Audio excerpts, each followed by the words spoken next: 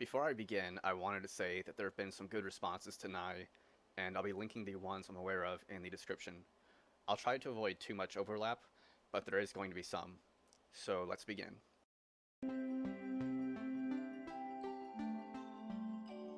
Hey Bill, Mike here. I'm a philosophy major in college right now, and I'm looking for your opinion on the subject. Some of the scientists like Stephen Hawking and Neil deGrasse Tyson have brushed it off as a meaningless topic. I'm just wondering about your thoughts on the subject. Mike, this is a great question. I'm not sure that Neil deGrasse Tyson and Richard Dawkins, two guys I'm very well acquainted with, have declared philosophy as irrelevant and blown it off, in your term. I think that they're just concerned that it doesn't always give an answer that's surprising. It doesn't always lead you someplace that is inconsistent with common sense. When asked for his opinion about the dismissal of philosophy by Neil deGrasse Tyson, Stephen Hawking, and others, Nye denies that such a thing has occurred, even though it has, and then proceeds with no self-awareness by dismissing philosophy for nearly the same anti-intellectual reasons that Tyson, Hawking, and company have espoused.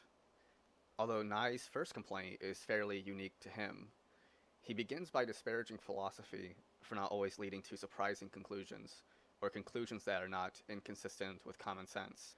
For someone who presents himself as a public educator and a fan of getting his empirical ducks in a row, Nye has no excuse for not doing his homework.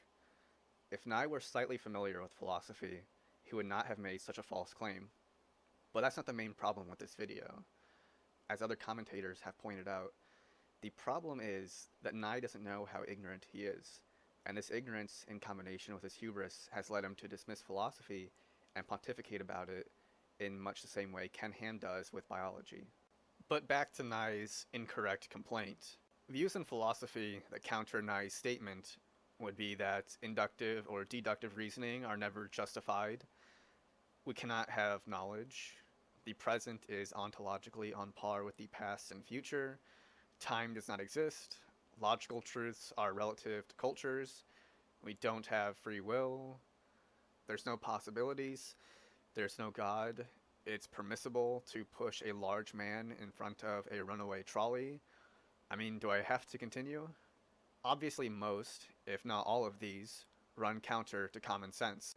But there are a few charitable interpretations of Nye's remarks that should not be dismissed too quickly.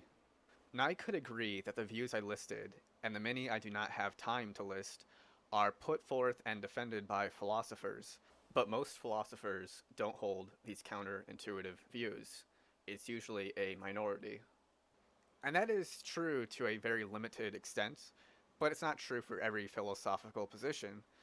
For example, libertarian free will, theism, and moral relativism are not common views among philosophers. Yet many everyday people would say that these views, in some way, gel with common sense. Another charitable interpretation is that Nye believes philosophy seems mostly concerned with exploring questions that are ostensibly a matter of common sense, so it's not really getting at much or producing answers that are counterintuitive. There are questions in philosophy, for example, that seem very simple, like what is good or what is knowledge. And most people tend to go around thinking they have good answers, but usually some honest philosophical inquiry dispels that confidence. In the process, we soon learn we have a lot of unchallenged assumptions, and that simple concepts really aren't so simple.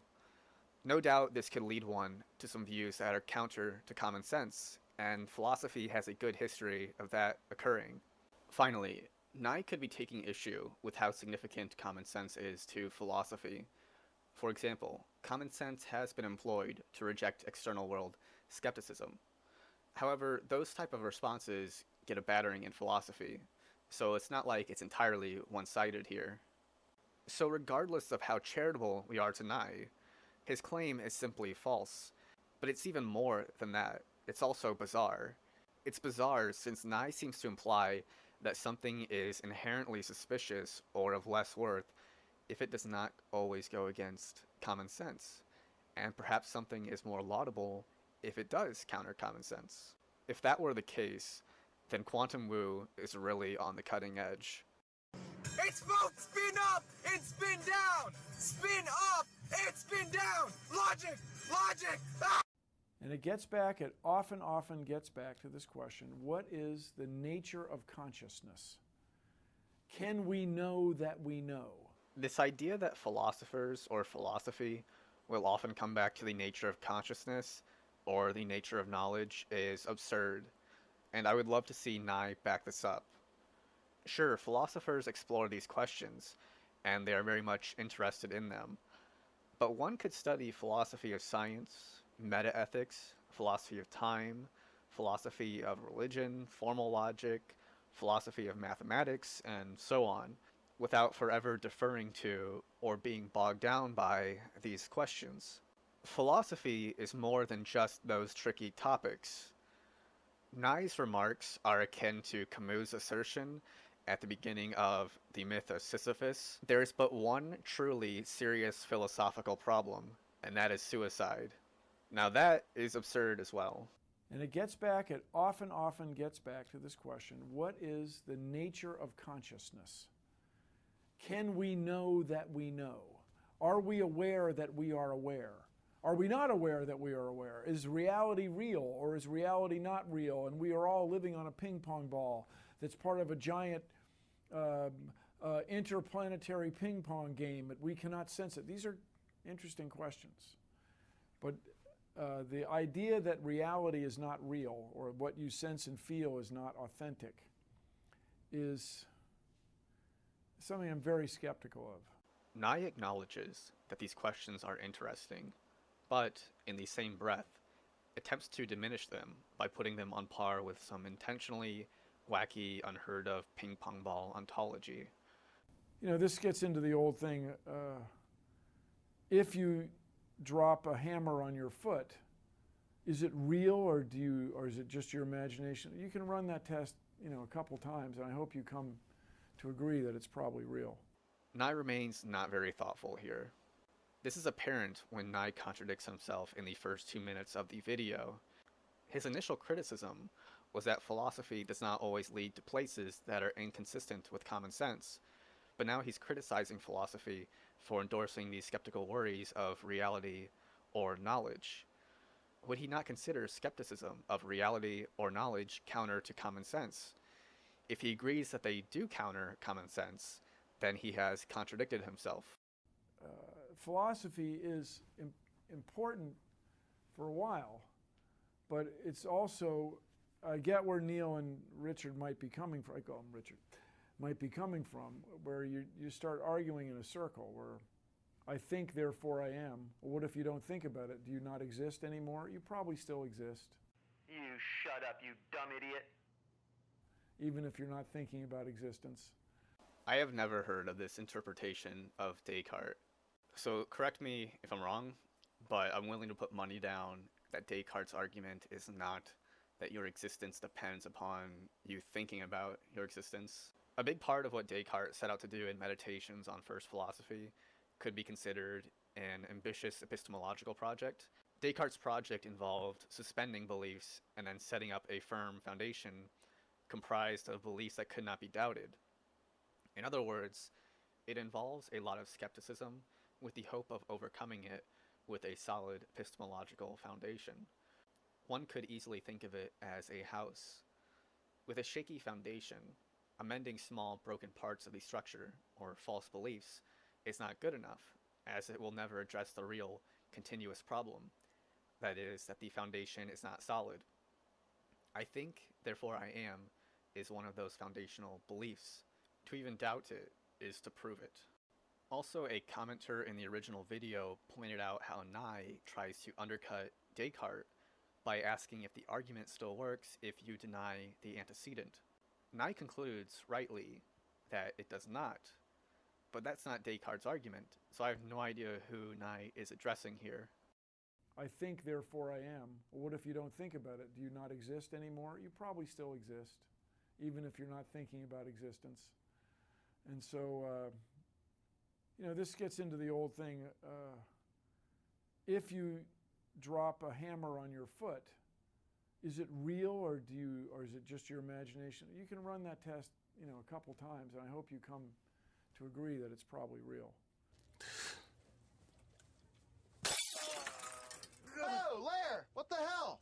This does not defeat the skeptic. How many times must you drop a hammer on your foot before you can tell that you're not dreaming or just having the sensory experience injected into your brain as it floats around a vat? It's a cool question. It's important, I think, for a lot of people to be aware of philosophy, but just keep in mind, if you're spending all this money on college, and this also may be where Neil and Richard are coming from, philosophy degree may not lead you on a career path. It might, but it may not. This point always makes me a bit uneasy, as it tends to be used by maniacs such as Marco Rubio, and I'm sure there are many more like-minded people who are thinking it. Secondly, let me say, I'm a maniac. But I believe Nye has good intentions here, especially in a time of large student debt. It just happens to be that he's entirely wrong. To go back to Nye failing to get his empirical ducks in a row, we can see that, while it's not the most lucrative major, it's certainly not in the horrible position that's often portrayed. It tops the humanities, and I hope that Nye would not suggest that no one should strive for a degree in the humanities. If that were the case, then that would reinforce the title of this video. Where philosophy also departs from other programs is its GRE scores among those who intend to go to graduate school for philosophy. Philosophy ranked first in verbal reasoning and analytical writing, and it ranked first among the humanities in quantitative reasoning, but 15th overall. Things to note, though, is that not everyone who goes into graduate school for philosophy has an undergraduate degree in philosophy, but it still makes a strong case for philosophy attracting or developing bright students. Facts are facts. But let's return to money. I wonder if Nye would make the same remarks if the sciences weren't lucrative. If this were the case, then I, and hopefully Nye, would still say that it's worthwhile to pursue the sciences. If money, on the other hand, is one's main or only reason for pursuing a program of study, then one should not be a public educator.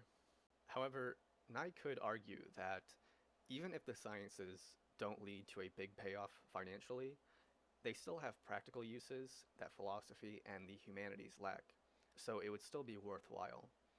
Philosophy attracting or developing bright students aside, I'm going to counter Nye here by referring to Bertrand Russell's The Problems of Philosophy, and more specifically, the last chapter, which is entitled The Value of Philosophy.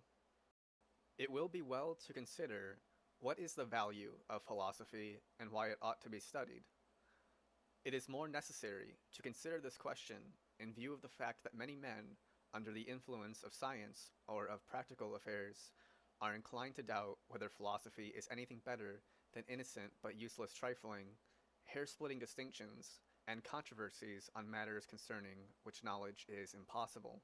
This view of philosophy appears to result partly from a wrong conception of the ends of life, partly from a wrong conception of the kinds of good which philosophy strives to achieve.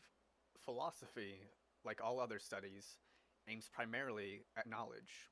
The knowledge it aims at is the kind of knowledge which gives unity and system to the body of the sciences, and the kind which results from a critical examination of the grounds of our convictions, prejudices, and beliefs. The value of philosophy is, in fact, to be sought largely in its very uncertainty. The man who has no tincture of philosophy goes through life imprisoned in the prejudices derived from common sense, from the habitual beliefs of his age or his nation, and from convictions which have grown up in his mind without cooperation or consent of his deliberate reason. To such a man, the world tends to become definite, finite, obvious. Common objects rouse no questions, and unfamiliar possibilities are contemptuously rejected. Philosophy degree may not lead you on a career path. It might, but it may not. And just keep in mind, humans made up philosophy too. Humans discovered or invented the process of science. Humans invented language. Humans invented philosophy. So keep that in mind, that When you go to seek an absolute truth, you're a human seeking the truth, so there's going to be limits. But there's also going to be things beyond which it doesn't matter.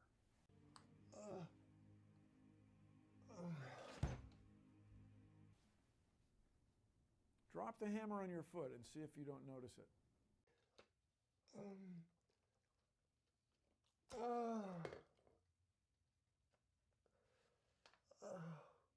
Okay, where did this come from? I mean, was there a part of the original question that I missed? Or was Nye just not listening carefully? He mixed up Stephen Hawking with Richard Dawkins, so I think that's a likely explanation.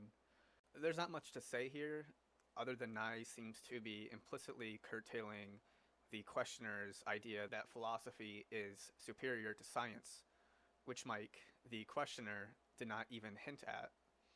I could be wrong about what Nye is trying to say or do here, but I have had this experience where if I defend philosophy, even in the slightest, or criticize scientism, then people assume I am anti-science, or that I think philosophy is better.